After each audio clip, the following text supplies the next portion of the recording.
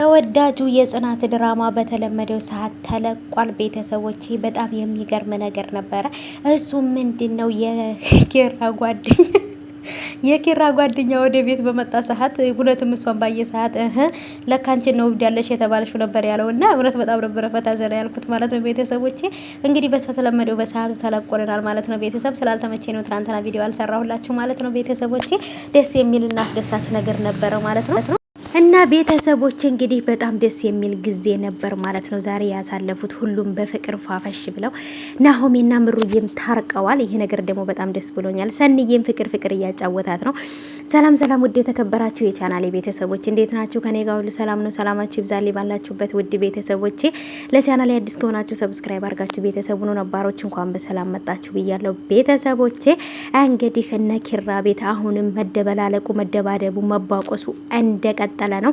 ቤትዬም አሁንም እብድ እያጫወታት ነው። እንግዲህ ደግሞ ቤቴ እብድ እንዳልሆነችና እያስመሰለች እንደሆነ በጣም ብዙ ምልክቶችን እያየን ነው።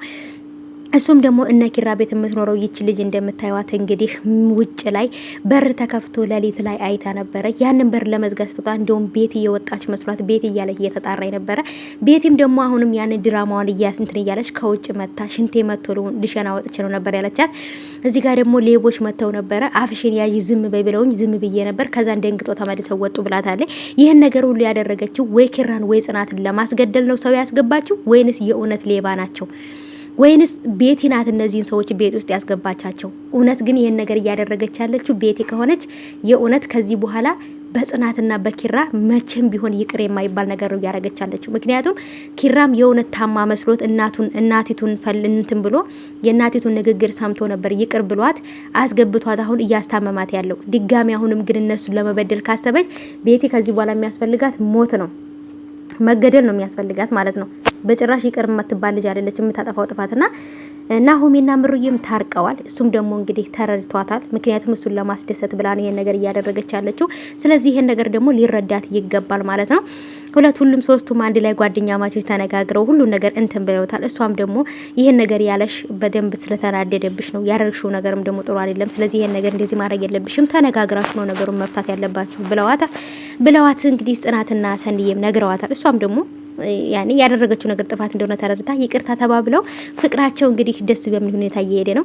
የጽናትና የኪርዬም ፍቅር ደግሞ ተመልሷል። እውነት ለመናገር ተነጋግረው ነገሩን ስለፈቱት ከዚህ በኋላ ያለውን ነገር በንግግር እንደሚፈቱት ስለተነጋገሩ በጣም ደስ ብሎኛል።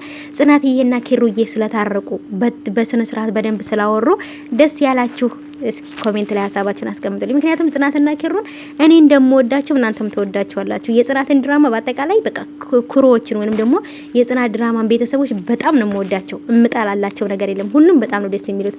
እምትጠዩ ማን ነው ካላችሁ ቤቲ ምን እሷን ሰውነቷን ሳይሆን የምጠላው የምታደርገው አሁንም እኔ እሷን የምጠላት ቤተሰቦቼ የምታደርገው ነገር ስራዋ ነው እንዲጠላት የሚያደርገኝ እንጂ ሌላ ነገር አይደለም። በቃ ስራዋ በጣም ነው ሰው እንዲጠላት የምታደርገውና እንግዲህ ስለታረቁም ደስ ብሎኛል። እንደምታዩቸው ቅፍቅፍ ተባብለው በጣም ነበር ደስ የሚለው ማለት ነው ፍቅራቸው። ኦ ማይ ጋድ ወይኔ ፍቅር ትላላችሁ ማለት ነው፣ ስሞላቀቅባችሁ ማለት ነው።